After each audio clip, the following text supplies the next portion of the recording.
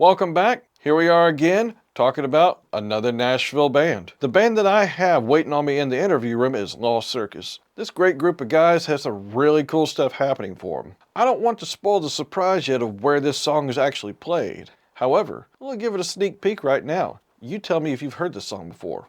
Here we go. Not in our house. Not gonna make it. This is our house.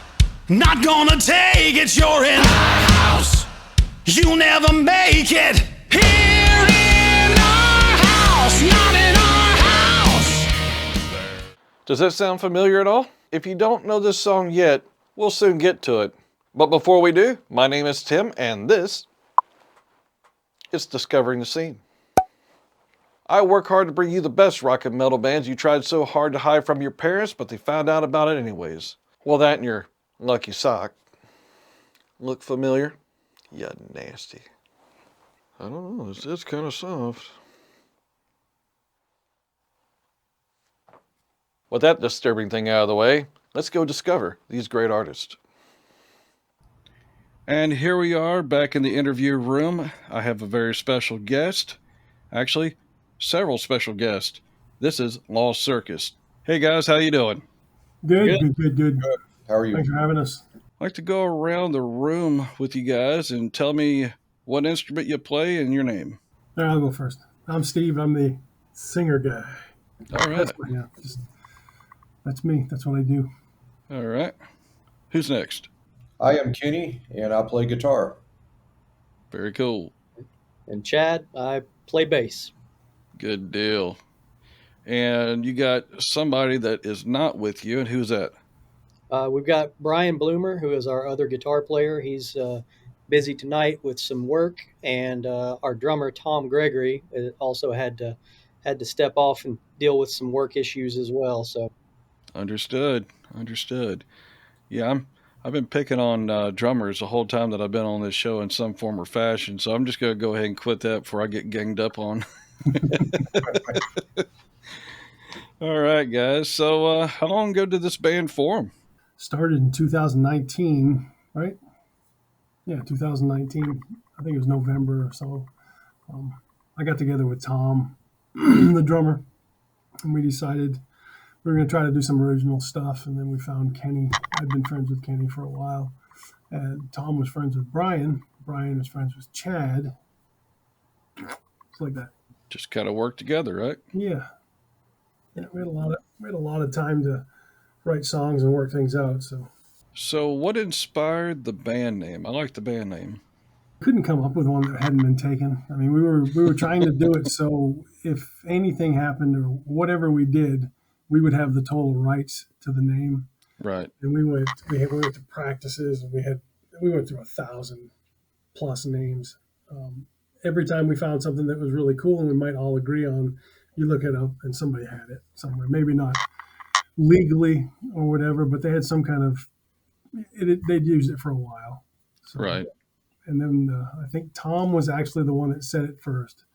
I have a note somewhere where I wrote stuff down, and I think we went back to it, and then we decided, well, we could, the look of a circus, the older style music that we wanted to do, the 80s hard rock, heavy metal type of music, and just being in a band is kind of a circus in itself. And there's a lot of reasons we ended up choosing it, but pretty much Tom was the one that said the words Lost Circus together at first. So we got to give the drummer a little credit on that. and the name, I mean, like you said, it lends itself to a stage show. I mean, the name in itself kind of brings forth imagery without even seeing anything that goes on. So, Yeah. Very cool. What kind of stage show you got? your typical stage show, I mean, we want to get bigger and better, but right now, we've got some scrims to set up, to give some of the background. Some of that the scrims are basically the artwork from the album cover. Ryan Sims, right? Yeah. Okay, yeah. Ryan Sims Photography. He's the one that did all of our initial photo shoot for the album cover and some promo shots, and he created the backdrop that's on our album cover. and so we've used that imagery for some of that. We've also been fortunate to play a couple of venues that had LED back walls, and so I created some imagery that could be put up on the back wall. We've got a specific mascot. It was basically it was an Adobe stock image, but we've licensed it a clown in front of a circus, and that we put those on Tom's kick drum heads too, and so we've kind of got that going on. We've got skirting that goes around the drum riser that uses the same imagery from the album cover and so forth. As we move down the road and get more shows under the belt, I mean, we definitely want to build on all that. Yeah. Very And cool. we dress the part too. Yeah, yeah, We decided against t-shirts and jeans. Nothing against that. We just wanted to, kind of suit up, I guess you'd say. right. Yeah, there's nothing wrong with that. I actually prefer bands that do that because it shows that one, they're taking it just an extra step further. And it's just like that analogy. If a deaf person was to come to your show, what would set you apart than any of the other bands out there, So you got to put on a show. So that's very good. Yeah. A little bit of leather, a little bit of makeup. There We you have go. we definitely put on our battle gear when we go on stage. Yeah. We look like a rock band. There you go. Heck yeah. I think one of the things that kills me is I see some of these bands these days and they're just like dressed in the same stuff they went into work with. I'm like, the only thing you're missing is a McDonald's hat, dude. Little paper boat. I mean, if that's their thing, that's fine. I mean, but I don't know. For me, it just kind of kills the vibe. It just shows that they just it almost goes back to the Nirvana days. First you had the 80s where you had all the big hair metal bands and stuff like that. And then Nirvana came along and people were upset about that because it took away the big show. And these guys were just in corduroy pants and, just a long sleeve shirt, just doing their thing and very little for the production. And they were like, what's this? No big show. But it had to go somewhere. It had to stop or how much higher can you go, Right. Yeah. Yeah. That is true. So, far as the band is concerned with your writing, who is it like a collaborative effort, or does one person write and just give it to everybody? How does that work? It ends up being a collaboration. So far on the first album, I've written all the lyrics. Mm-hmm. It's easier to sing your own lyrics. Yeah. And then, all of us have kind of like Kenny would send me hey, this is an idea for music. And I would go run with that. And we go back and forth, back and forth. Same thing with Brian. And then when we all get there, we all put our little, pieces in it, decide what it's going to sound like. It's not a one person show. It starts off with lyrics or a melody, or it doesn't have to start off with one specific thing, but it all comes together Very cool. for a song. And we've got a bunch of songs. We tried to pick the best. We wanted to do 10. We ended up doing 8 for the first one because we really wanted to do an album, vinyl, and stretch the time on vinyl. And you're only allowed like 22 and a half minutes per side or whatever it was. But anyway, so Right. we went with 8. It all worked out because of the production and everything. Where do you draw your inspiration for your lyrics? Because metal bands can they could pull it from anywhere. Rock bands, I mean, it's one of those things where we don't really discuss enough about as far as like if somebody's wanting to be an aspiring writer or a vocalist. So like, how do you pull your lyrics? I think it's mostly just a feel. When I write, I write really fast, and then I go back and make corrections, because when you write really fast, you get the feel. I guess what an actual author would do when they sit there and they type out the story because they're thinking it, and it just comes out, and then you go back and fix the words that make it rhyme if you can. It's a back and forth. It's a jumbled mess. I've written songs in 20 minutes that were really, really good, I think. And then I've written some that's taken me like a year and a half. I get back to them, and sometimes you just have to step away. So it's a little bit of everything for me as far as lyrics come. I started off writing country music. I moved to Nashville to do the songwriter thing back in '97. So I've written country songs for years and been around everybody in this area. I'm friends with a lot of country artists, not artists, but writers here in town. and you get inspiration from each other. You learn how things are supposed to be and stuff like Mhm. that. As far as metal goes, it's just a it's just a feel from everything I grew up listening to. We all have similar interests, but I love Megadeth. Dave's not known to be the best singer in the world, but I think his melodies are fantastic, and Mhm. the story writing. It's all about the story and trying to make. Of course, you have to make it rhyme because you don't want it to sound dumb, but you don't have to every other line rhyme or every line rhyme because then it sounds dumb too. So this is a fine line, and songwriters are picky. Yeah. So what about the guitar riffs? Are you like one of the main writers for the guitar, or are you a lead player, or what's your position on that? Brian and I shared both the rhythms and leads. Normally on the guitar parts, um, either he will come up with the riff or I will come up with the riff, and we'll present it to the band. Hmm. Okay, and if everybody thinks, hey, this is worth pursuing, then normally what we do is we just all of us get in the room and we write the song. Hmm. Okay, now there has been instances where we've written the song at home, brought it to the band, and um, then we all put our parts to it. But Hmm. most of our stuff, we create it kind of on the fly. If I have a verse and a chorus, um, I'll send it to Steve. He'll start working on lyrics. We'll show up at the jam room and I'll say, Brian, here's my riff. Let's work on this a minute. So, or we will send it back and forth to each other. We all have recording gear at home. Hmm. So, and a lot of times we practice at Chad's house. He's got like a little mini studio. Brian's got a mini studio. I've got a mini studio. So we just pass files back and forth, and we get it all figured out. And I will give Brian credit. He is excellent at putting final touches on songs. Yeah. So Absolutely. I'm more of the bare bones guy, and he puts the polish on it. So we like to say he rubs a little famous on There you it. go. So, um, but that's how we do it. None of us really claim songwriting credits. We all do. Yeah, That's good. we share all the credits. It because Chad will put a bass line to something that is totally different than what I would have thought. And Tom is one of the most solid drummers I've ever played with. He's a Yeah. machine. And like if I write a song at home, I'll put down a basic drum beat.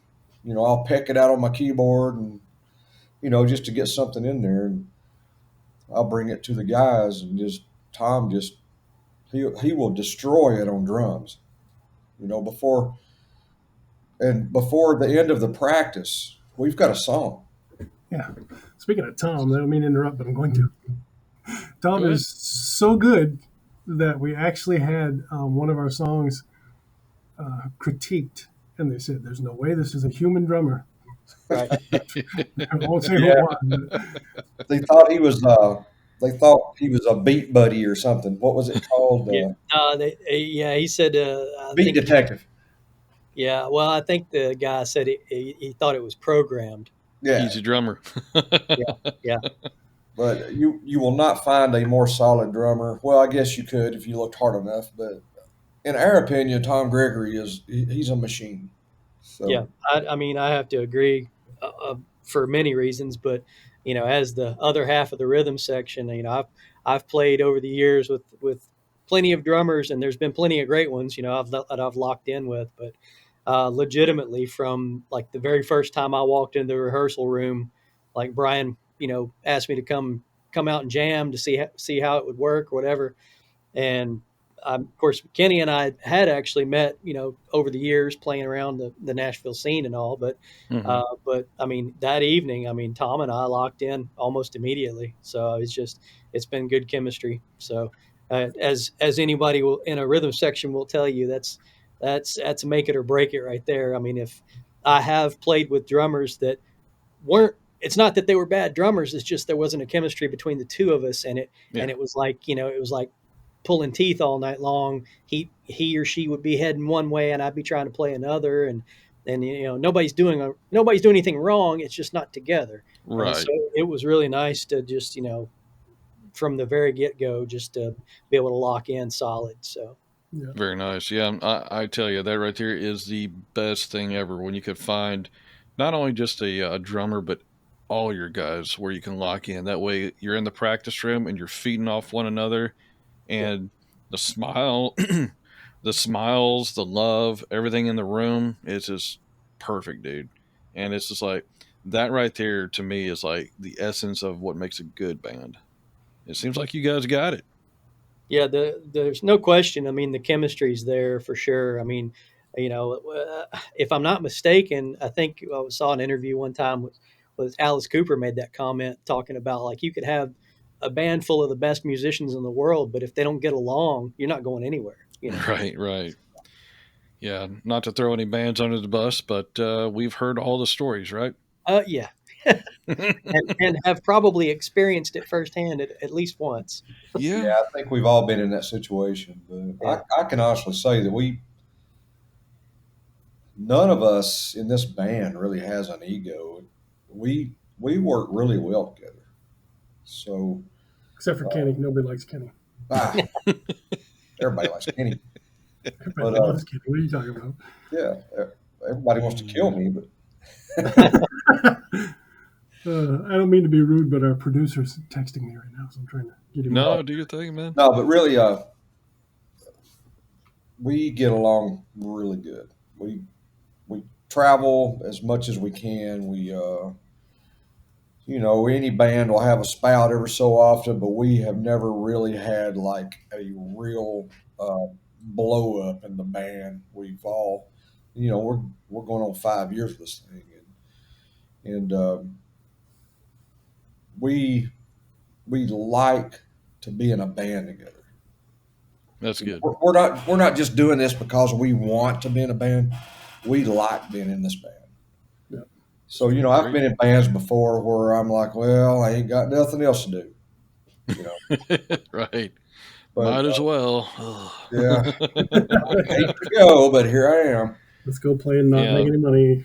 But Yeah, we function like a band. that's You good. know, we try to make it like a business, but Mhm. um, naturally you want to make money if you can, but I think there's a lot of brotherhood there too. Yeah. Yeah, and that's the main thing. You got to have that brotherhood. We don't let the business side take away from the brotherhood. There you go. If we make $100, cool. If we make 500, cool. If we don't make anything, uh, Better luck next time, right? yeah, well, yeah, We'll break even here someday. yeah. I think when we started this, one of the first things I was talking with Tom Gregory about was whoever we got in the band, we just had to make sure it was a 5-way split. And I don't, because I don't care about making $1 billion doing this, but I want people to have. I'm trying to sound like I'm the leader. I want people to have their part. Everybody has an equal share, equal, say, equal this, equal that. Some things we're better at, so we have a little more say on some things, or whatever. But as far as distribution or credit, it's a 5-way street. Plus, our manager Tom Harding is part of our gig too. So Very cool. Grammy Award winning Tom Harding. Oh, is it? Yeah. Very nice.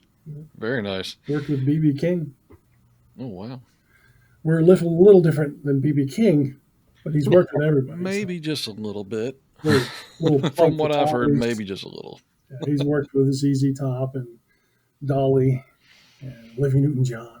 He's got stories. Dina Carter, her first 2 albums, he produced engineered on that. Very cool. Yeah, you got to find you a good manager sometimes. It's once you get to that level, of course, Manager. So you guys were talking about, playing shows and such. What's your favorite place to play in Nashville? Golly. Currently, Yeah. or over the years. I mean, currently, I would say, I mean, the Exit In is always fun, and obviously it's classic. It's classic Nashville. Hmm. You know, I mean, I know when I was straight out of high school and all, it was like I've got to play the Exit In one day. That's like on my bucket list, and um, uh, we are thankfully going to be playing a show at the Cowan April 10th. So I have every thought in my mind that that's going to be a fun gig too. That's Yeah. actually we're going to be a part of there's a podcast convention that's going to be in Nashville that weekend, a Rockin' Pod. Chris Siznak and some of those guys and gals that started that. But we were part of that 2 years ago, and then we're going to be a part of it this year. And this year, one of the guys that's involved with it put a show together to kind of kick the weekend off. That is, they're calling it Nashville Made. So it's all the bands that are on the show are all local bands, like from Nashville. Hmm. Now, I hesitate to say local bands because local bands usually has a bad connotation, but we're all based in Nashville. I'll just say that. Yeah. So you know, I really think the Cowan's going to be a good spot. I've, like I said, I've always loved playing the Exit In. Um, uh, it's not there anymore, but you know, the Rutledge was always a good spot. Dude, that place has a place in my heart, big Yeah, time. That was a great place. We had a lot of banging shows there. yeah, yeah. And it was right out of the way from everything too, so you can get on the interstate and get home pretty quickly too. Sure. Yeah. Any kind of traveling, you guys do much of that?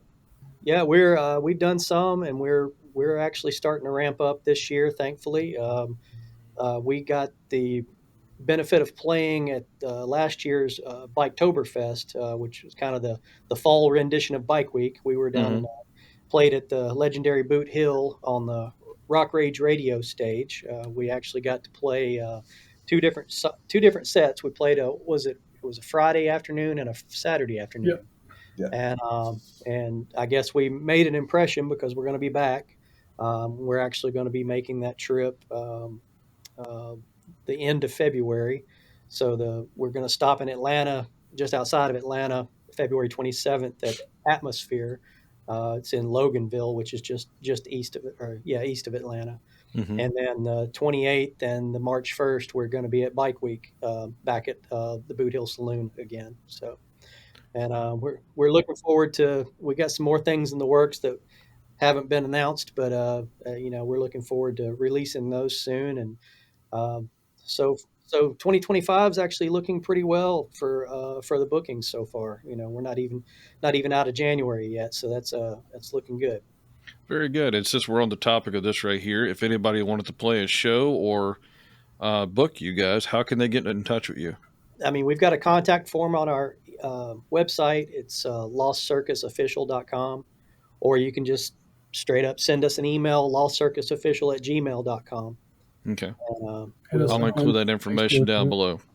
yeah, yeah, and I can get you all that too. You know, obviously you can find us on all the social medias. Facebook, Instagram, TikTok for the time being. Now that it's back up again, uh, Twitter, X, whatever you would call it these days. We've got a presence just about anywhere you could typically find a band. So, and same with streaming. Whatever your favorite streaming service is, our music is on it. So. Very good. Very good. All right. So, far as like when you're playing live, do you guys have a favorite song that you like to play? Oh, that's a good question. Um, I pride myself on good questions. yeah, yeah. I mean, honestly, always enjoy our opener. We typically start our set with Broken Shadows, like just like the album, and it's a good one to just kind of kick you in the teeth to start off with. Good deal. Uh, we've got some of the newer songs that we've played out a couple that are going to be on the next album. One of my favorites is actually a song called Sky. I just think it just has a groove to it. It's real powerful, real just pulsing. It's not like speed metal or anything like that. It's just real powerful and real pulsing. But I'll let the other guys talk about their favorites. I always like This Place Is Mad because it's the show ender. It's kind of like Kiss doing Rock and Roll All Night. You've done your thing, and that's. I wish we could do an encore, but that's our encore. you know, Yeah. It'd be nice to be able to walk off stage and have people screaming encore at us, but Yeah. most of the time we don't have that kind of time frame to do that in. But that's one of my favorites. I think She's a Fire is a good song. And most recently, Silent Running, it's one of our new singles. We really put a spin on that song, and they're really liking it. You look out there and you see a lot of people singing to it, and they remember that old song. And I think it's a good song for us right now. So Good it's deal. turned out to be one of my favorites. Yeah, I like to sing. Scream is my favorite one to sing. I think that and Ashes. I like playing Ashes too. I like doing all of them, but as far as looking forward to, um, I think Scream, then Ashes. The one that gives me the hardest trouble is Come to Me, which is usually the second song we play. Yeah, it's third song we play. Third, yeah, usually. I think we're gonna have to switch that up, put it in the end of the set because you have to warm up for it because it's got all that stupid high singing crap in it. You wrote it that way. You, I You know, made it I too know. good, man. Remember that time Brian said, "Hey, can you hold that note longer?" I said, "This one up here." And he said, "Yeah." I was, all right, whatever. So we did, and I did. Good deal. They're all our babies. Yeah, I understand that. So far as like when you guys played a show, just throw something out there. Between all of y'all, what's the wildest thing that's happened to you guys while you're playing a show right in the middle of it? Oh, definitely panties being thrown at. No, that didn't happen. The wildest thing?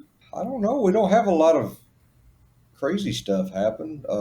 We need to get a younger crowd. Get some crazy stuff happening. Yeah. There you Actually, we have a diverse fan base. Actually, now that I said that jokingly, but Yeah. as far as crazy stuff, Well, I remember I mean- one thing. no. after the Saturday performance at Biketoberfest, there was a wedding right in front of the stage. Yeah. Yeah. That was a trip. That was a Very trip. cool. On bikes, yeah, they had their bikes Yeah. and they got married. Bikes, yeah. I remember a really good one when we opened for Winger and Warrant Firehouse. Kip Winger actually gave us kudos from the stage. Yeah. That's true. cool. Yeah. He He said, said, "Yeah, I heard those guys as I was driving in." he was like, I don't know who they are, but they were really good.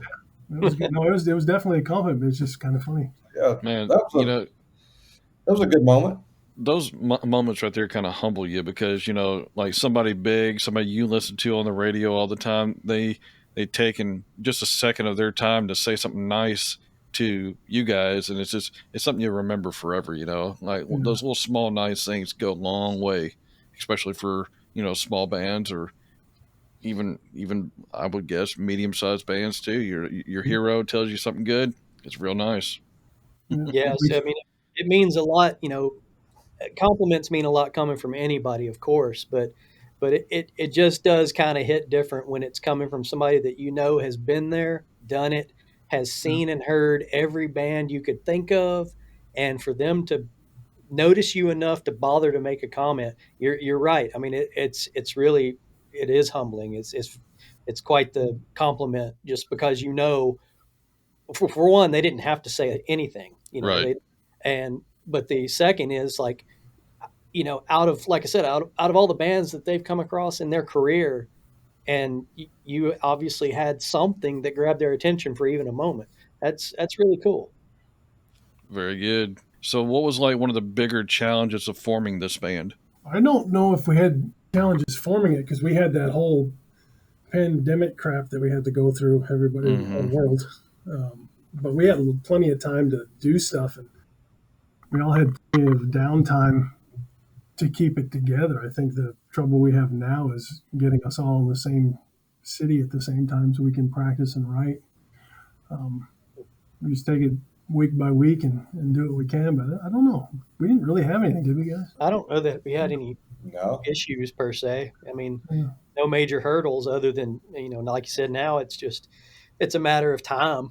I Yeah. mean, we're all, this is not our day job, Right. unfortunately. I mean, I'm sure we would all love for it to be, but we do have, day jobs and families and mortgages to take care of first and foremost. Yeah, And buddy. so, but quite frankly, that makes this that much more of an honor to be able to do this, is because our families are very supportive of us. They understand that this is a big part of who we are and what we do with our lives. I mean, it's not just some hobby. This is, Hmm. when you're a musician, and as well as anybody, when you're a musician, it's, you know there's levels of it, how involved you are, Hmm. but it's part of who you are. I mean, Yeah.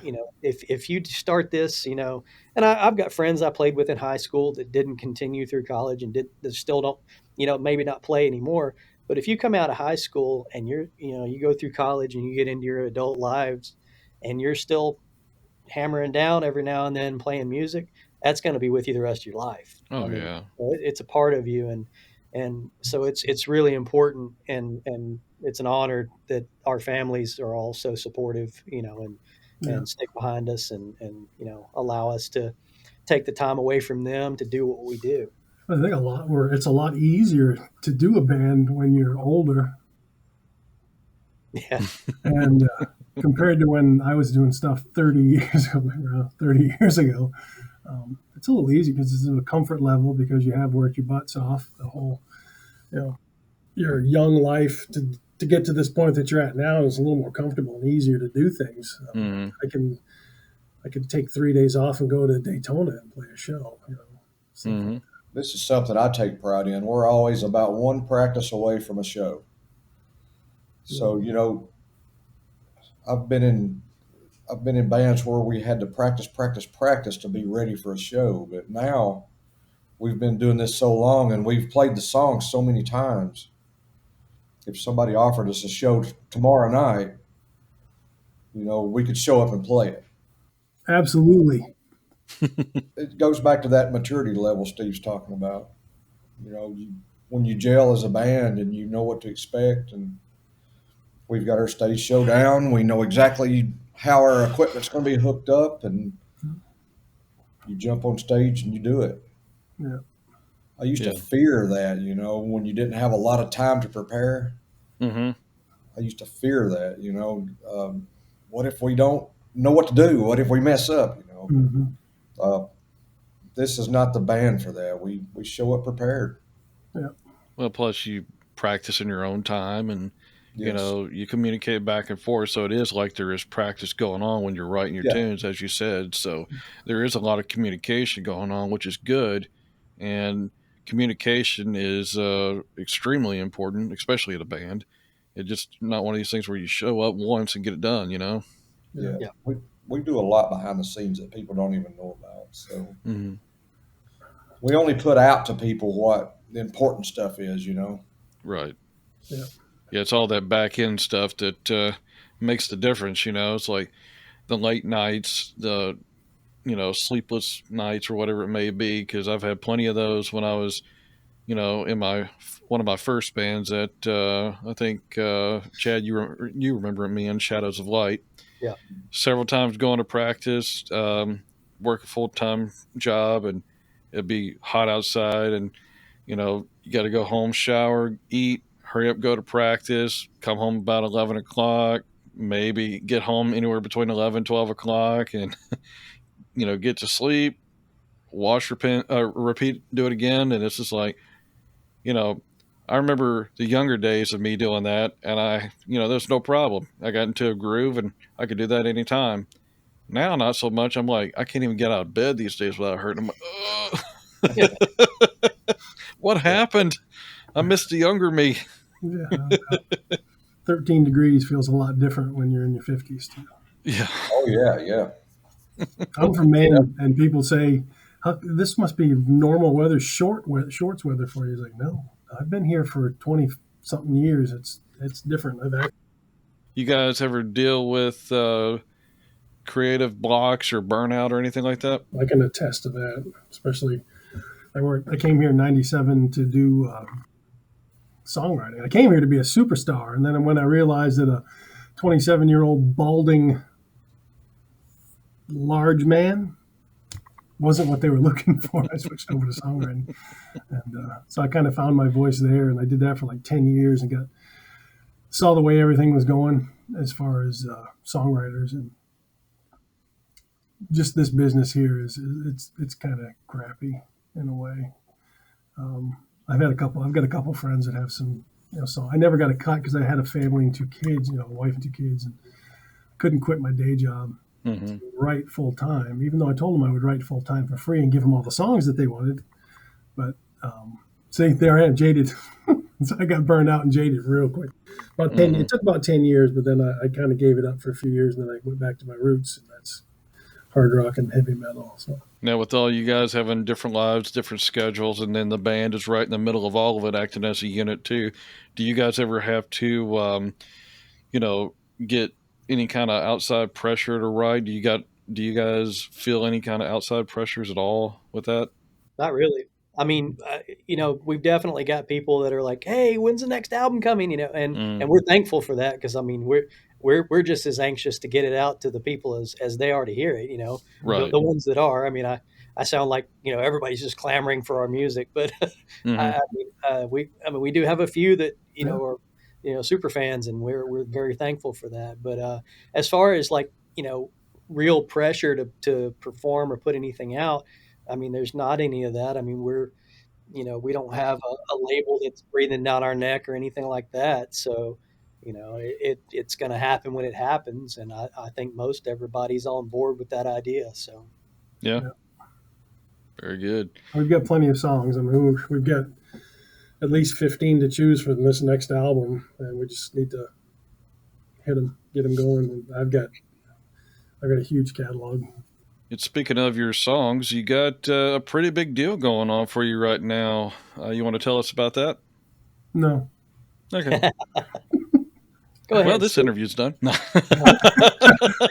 Chad. Oh, I was going to tip it to you, but Oh, no, you talk more eloquently than I do. oh, shit. Well, just currently, the latest singles technically that we just put out, a song called "Not in Our House," and we specifically wrote that song for the purpose of playing at sports events. Just a straight up smash mouth anthem, right in your face. Simple. It's not a musician's song. It's a song that people can sing along to, chant with. I and we did that on purpose. We wrote it so it could be used wherever, and we kept the lyrics in that version of it standardized. We didn't specifically call out like football or hockey or anything like that. Right. Any specific sport. That way, it could be used wherever. And we've definitely put out on our social media and everything like high schools, colleges, little league teams. If y'all want to use it. Go play, have fun with it. hmm Um, but and along that line, as we wrote it that way, I kind of prompted too. I was like, I want to make sure that we write it in such a way that potentially like a marching band could pick it up and make it, put it into a marching band. We could be the next crazy train. Every high school marching band seems to play that at football games, Yeah. but just something like that. And then our producer Tom Harding, he as we were going through the song, and correct me if I'm wrong, Steve, on this, but he kind of brought up the idea, well, as a presentation of the song, what if we had some like announcers in the song, like play calling between the verses, or to kind of give it more of that in-game feel. And along that line, Brian reached out to Paul McCann, who's the in-house announcer for the Predators, the Nashville Predators, and asked him if he'd be willing to lend his voice to doing those overdubs and those voiceovers and the play calling. And he was all for it, fired up about it, and chose, he was like, hey, I think the Predators would love this. And so Steve took it and wrote lyrics specific to the Predators, talking about hockey, talking about catfish, talking about, it's all your fault, and all the things that are specific to the Predators. Mm-hmm. And then we were lucky enough to also get Kyle Hankins, Crazy Kyle, who is the in arena organist and keyboard player. He actually put all the keyboards down on the song for us on both versions. But so we've had some plays at the Bridgestone Arena at the Preds games, and just basically, especially on nights that they're really kicking ass, it's just like, not in our house, you're not gonna Right. take it. So I had no clue that you guys did that song, and then like when you told me that you did, I was like, "Oh my God, I got to get you guys on here, man! That's a heck of an achievement, man." yeah, we're proud of it. We're proud of it. Yeah, you should be. Absolutely. That's amazing stuff. And I guess we teased it too long, so I guess we'll just go ahead now and we're going to go ahead and play that song. What was it called again? Not in our house. This is Not in Our House. Please welcome to the ice, your Nashville Predators!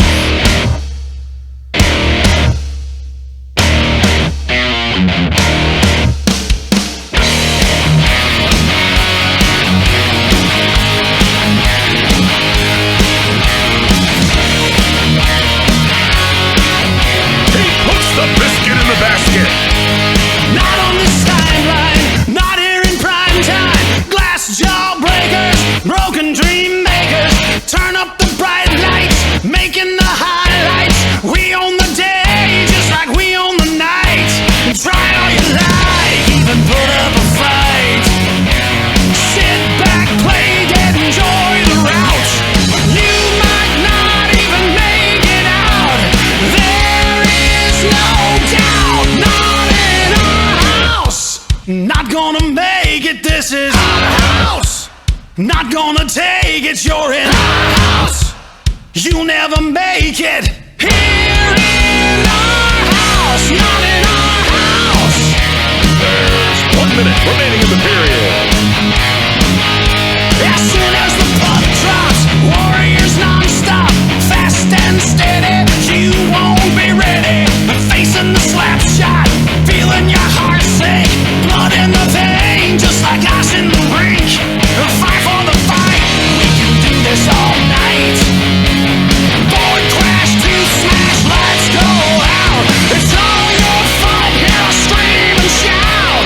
There is no doubt, not in our house. Not gonna make it, this is our house.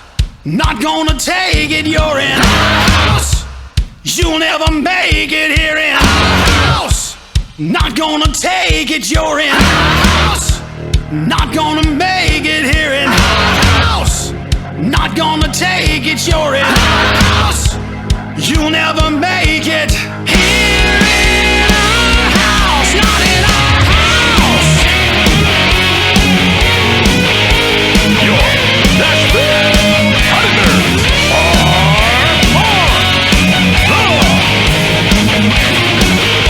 are not in our house. Not gonna make it, this is Nashville. Not gonna take it, you're in. You'll never make it here in. Not gonna take it, this is not gonna make it, you're in. Not gonna take it here in. Ain't gonna take it, you ain't gonna break it. Not in our house. Best clear fight time. Our house. Catfish ice time. A blast from the point. Let's go Nashville. Our house. Turn it up, Smashville. Pinballs around. Into the boardroom. Our house. Splitting the lift up. Ain't no tears, get back up and punch. Crossing the line, yeah, we never duck. Kick string bite with the stitches out.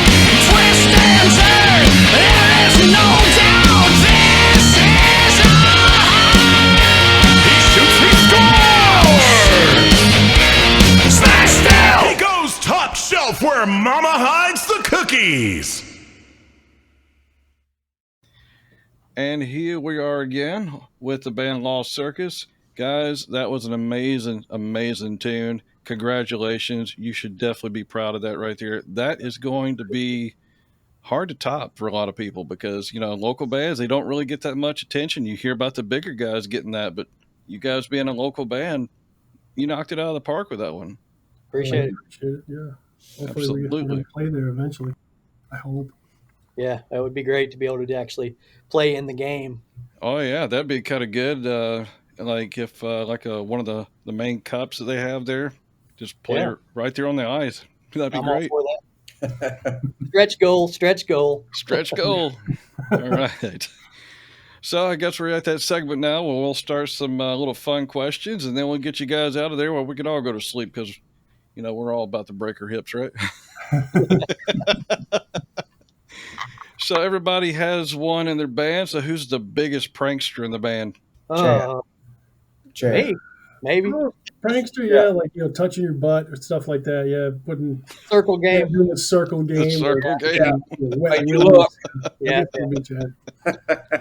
He gets me all the time. Yeah, I have a pretty good one too. You do the whole paper, rock, scissors thing, and then like slap that hole down, and everybody's looking. It's like, Oh, don't give him any ideas. Hey, gotta have fun, right? Yeah. Made you look. Right. I can't That's even right. do it. That's right. Yeah. Got the safety glasses on. You guys have been around for a while. What's the weirdest band that somebody has claimed that you guys sounded like? Have you had that yet? Yeah. Who was that we got compared to in an interview? Yeah, I'm trying to remember that too. We got compared to somebody.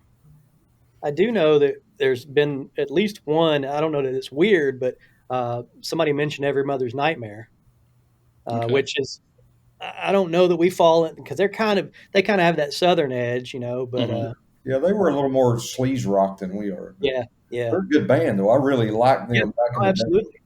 No, I've heard Dawkins, Priest. Yeah. A little Queen's rockish. Shades, little shades, not exactly, but shades. Hey, you guys remind me of. Yeah. Mhm. Primus. No, I'm just kidding. There you go. Hey, you guys ought to get in a band.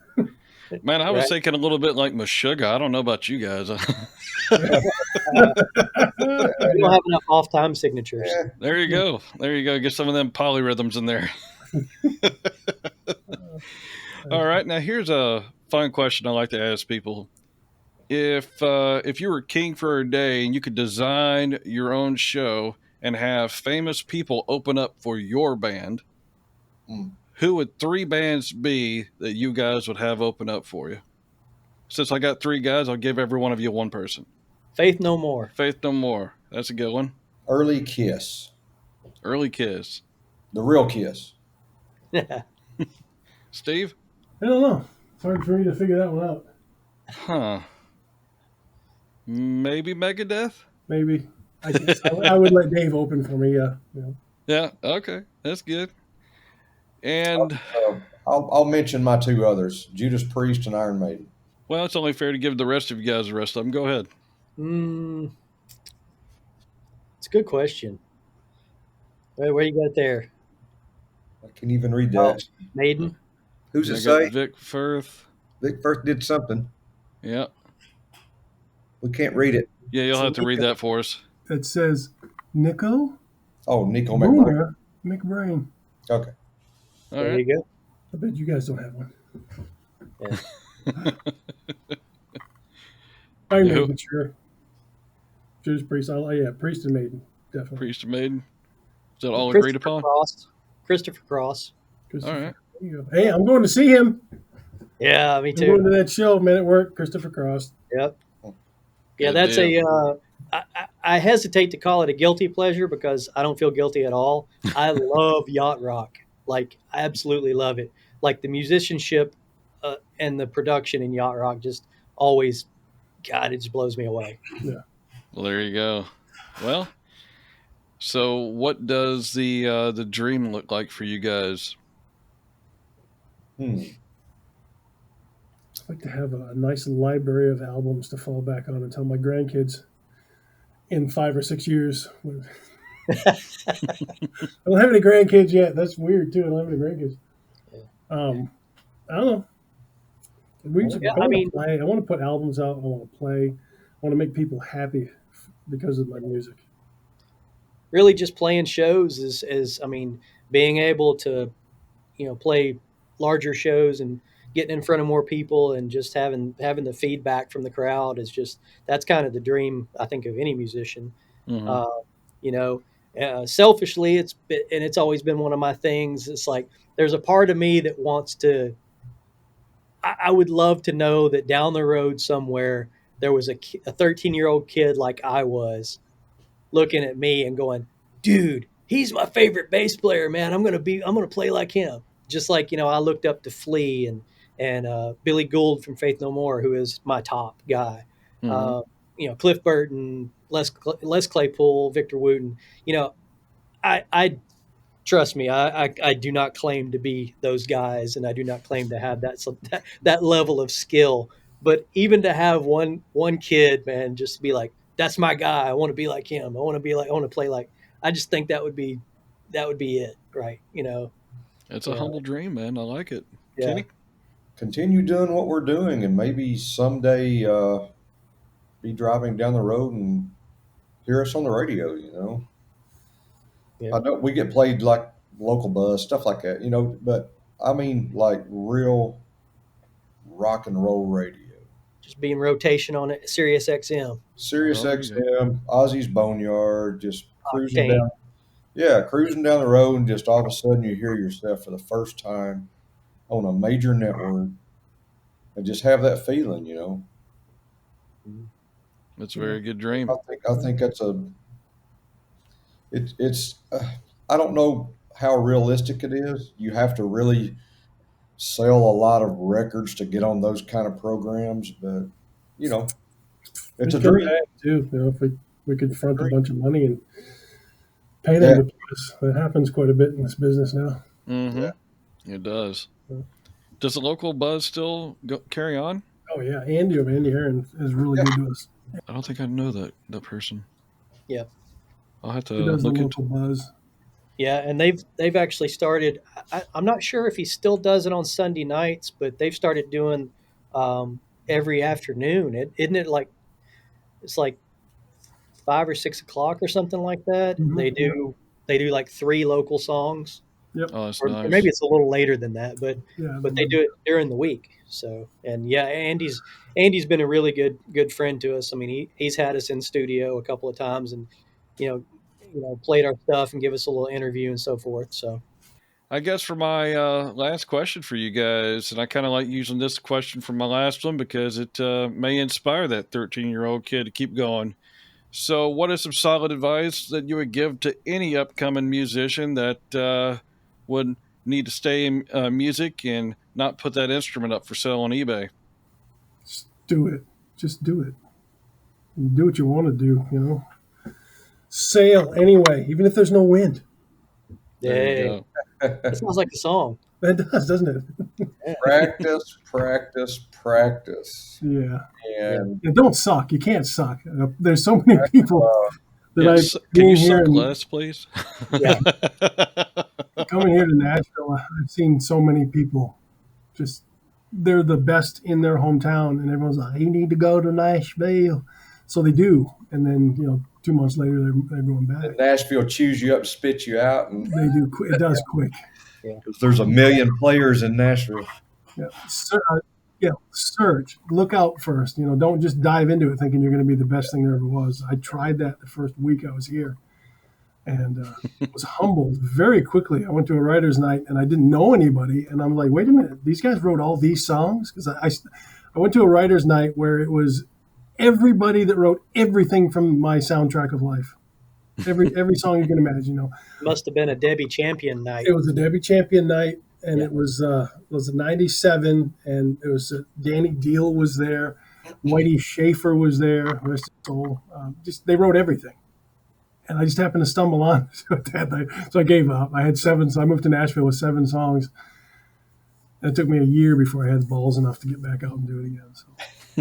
So prepare, like Kenny said, practice. Yeah, prepare. Yeah, But I would don't ever double stop. down on that as well and say, practice, practice, practice. I wish I had YouTube when I was a kid. Oh my Oh God, man, yes. I mean, we spent our time, rewind, play, type, rewind, play. Or when we finally got the internet, going on and downloading tabs that were not even close to being right. Right. But to Yeah. practice and prepare, and I would say, and this is kind of just because of my experience, don't say no to something because you feel like it's out of your wheelhouse. Hmm. If it's a looks like a fun time, try it. I played, in high school, the guys I jammed with, we did the typical stuff. We did the big four. We did Megadeth, we did Metallica, we did Pantera, Anthrax, we did all the grunge stuff. The Alice in Chains, the Nirvanas, the Pearl Jams, and everything. And then when I got in college, I was lucky enough to be a part of the commercial music ensemble in school, and so I had the opportunity to play in the shows that we put on, the productions. I had the opportunity to play jazz, swing, Broadway musicals. I mean, and so try to play even stuff you may not like. Don't limit yourself to one style, because there's something to be learned from every style. And Hmm. then beyond that, and I think this comes with age, and I think we'd all say this, but don't give two shits about what the guy next to you says about your playing. Right. I had an instructor in college that made the comment to me one time, and not just to me, but to our band. He was our band leader at the time, and he was like, nobody plays your instrument like you do. For ill or for good, nobody plays like you. Right. You're not Victor Wooten, but guess what? Victor Wooten's not you.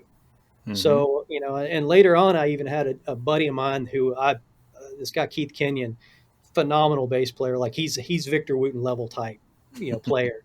And back then I was playing with Plaster Frown. He came out to a show, and I was like, "Yeah, man, it was good to see you in the crowd, man. It was good. Thanks for coming out. A monster player like you coming out to see little old me." And he was like, "Dude, I can't do that metal shit."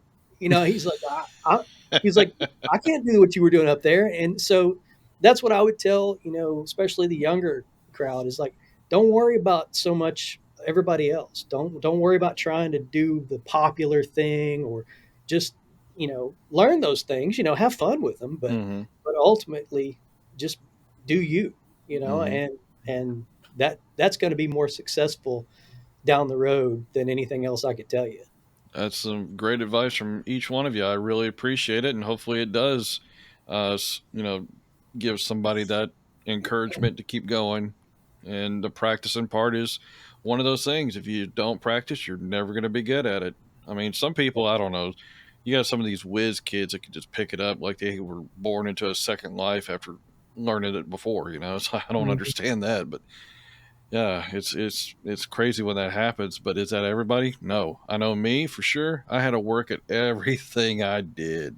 Yeah. It it wasn't easy, but it gets a little easier each time. You might not be able to play that solo yet. You might not be able to play that drum beat yet or sing that high note yet. But if you keep working at it, you'll get it for sure. Yeah.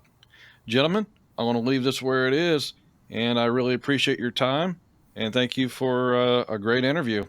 Yeah, thanks for having us, Thanks Tim. so much. Appreciate it, bud. Thank you. All Appreciate right. And I will see you back in the studio. And here we are back in the main studio. I hope you enjoyed that group as much as I did. Having a song for the Nashville Predators to come out to, that is pretty killer. It looked pretty killer coming out to that song as well, I will admit. Again, congrats to the band Lost Circus for such great success. If you're a band and you want to share your music with the world, send me an EPK. My contact info is in the description box below. If you've seen the Predators game recently and you've heard that tune when they've entered the arena, send us a comment down below. The band would love to hear from you. And if you would like to get a hat trick as well, score on that like and subscribe button too. With your support, we can finally tell guitarists that band practice isn't about tuning your guitar every 10 minutes, but actually working on songs as a band. Don't pop, don't pop, don't pop, don't pop, don't pop. Almost. Don't pop. Don't pop. Don't pop. Don't pop. Don't pop. Oh no.